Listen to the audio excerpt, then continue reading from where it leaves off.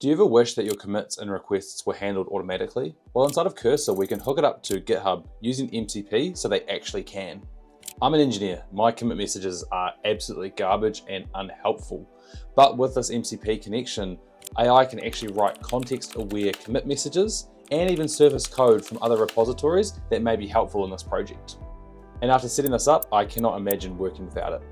So if you haven't heard of MCP before, it stands for Model Context Protocol, and it was from the Anthropic team that built Claude as an open protocol for LLMs to kind of talk and integrate with different software without having a custom API connection every single time. So it just makes connecting to different software really, really easy and straightforward. So for this one, to connect it all up, we'll be using the GitHub MCP server. Again, link is going to be in the description below. And there's a whole bunch of guides inside of here. So this one's going to be covering Cursor, but if you are using Claude Code, just VS Code naturally itself, you can follow the guide along in here as well. So as I mentioned, this one's about Cursor, so make sure you've got Cursor installed as well. So we scroll down from the section and we can see install and other MCP hosts. This is where you select the one that is relevant for you. This example is about Cursor, so we go into Cursor. We have two different ways we can actually install this connection. One is through a remote server setup, which is the recommended path, which is a streamable HTTP connection. And so we just need our PAT, which is a personal access token from GitHub. Otherwise, you can also use Docker as well, if that's more preferred. So what we're going to do is first go over to our GitHub account and then go into developer settings and then go down to personal access tokens. From here, we want to generate a new token and go on the classic version. From here, we can give it a name like Cursor MCP2, and we can give it the scope of what we would like it to do. And so we can go in here, tick everything, which is probably not recommended, especially some of the ones where it can delete everything, but for the sake of this, I will just use it as an example. And this is where we pretty much just control what this key can actually do. For example, go all the way through, generate this token, and then it will create that for us.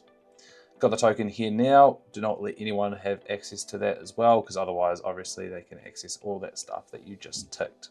Now that we have the key, we can jump over to Cursor.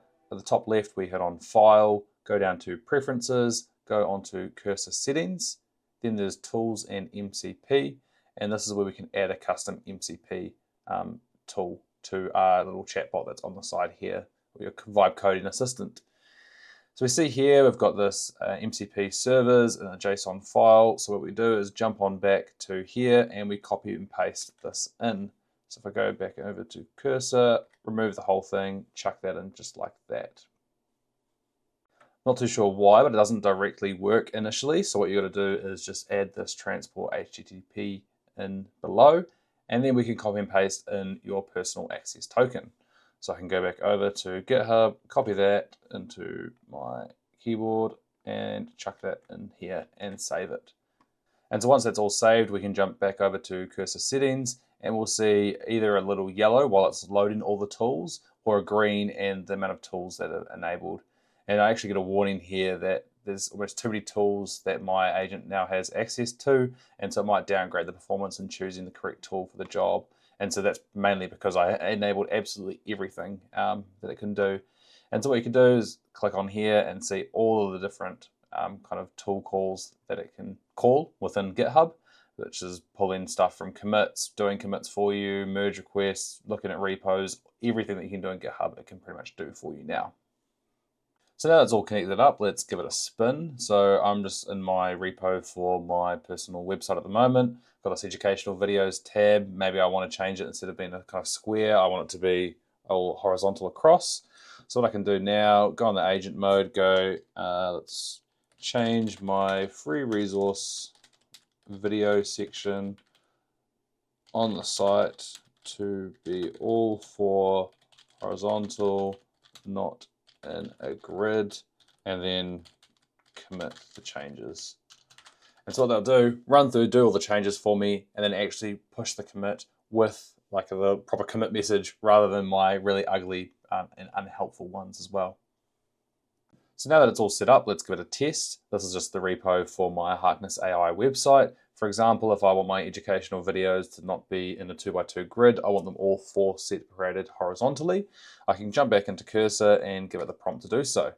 change my free resource video section on the site to be all for horizontal, not in a grid, and then commit the changes using the GitHub MCP tool.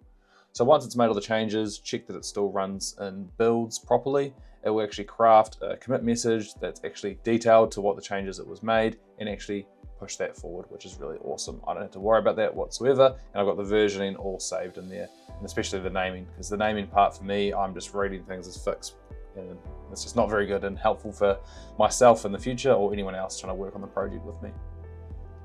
And so that's now gone through and done that all for me. We can have a look that the videos aren't quite exactly how I want it to be formatted, but again, my prompt was very, very basic. I wouldn't do that actually. I'd give it a lot more detail of what I want. And it goes through, all the way through, checks it, runs it, and then actually creates a commit. And we can open up fork and see here, change video section display all 4 videos horizontally. See the changes in here. And again, compared to my historic messages in here of just upgrades, video index fix, path fix, it's a lot more descriptive of a message, and it's all automated for me, which I don't have to think about at all. The other awesome thing that I've actually got it to do previously is when I'm creating a new repository, a new project that has a lot of relation to other projects. For example, if I've built something that is using the Whisper API to translate audio into transcripts and then summarize it using AI, I can actually reference it in this project. Hey, go look at this repo for how that we've implemented it previously and copy that over to this new repo. And it can do that all for me with prompts, which is really, really amazing for that workflow. Because traditionally, if we were still using AI to do the coding, we'd probably have to go into our old repos, copy and paste that text out. But again, now it's all around that automation. Just tell it and it will go and do that because it has access to our repos. MCP unlocks the next level of automation when we're using AI tools to connect with various different software. We don't have to constantly copy and paste information in between and out. We can just have it all integrated in one. The biggest risk there is around security, especially if it's just based on this one little access token like an API key. If that gets out or leaked to anybody else, then obviously they have full access and control into your system. So you've always got to kind of outweigh that security risk versus the automation that you're getting. I'm Blake, a 22-year-old AI engineer down in Christchurch, New Zealand. And if you're interested in AI tutorials and guides, leave a like and subscribe. I've got heaps of other ones. Cheers.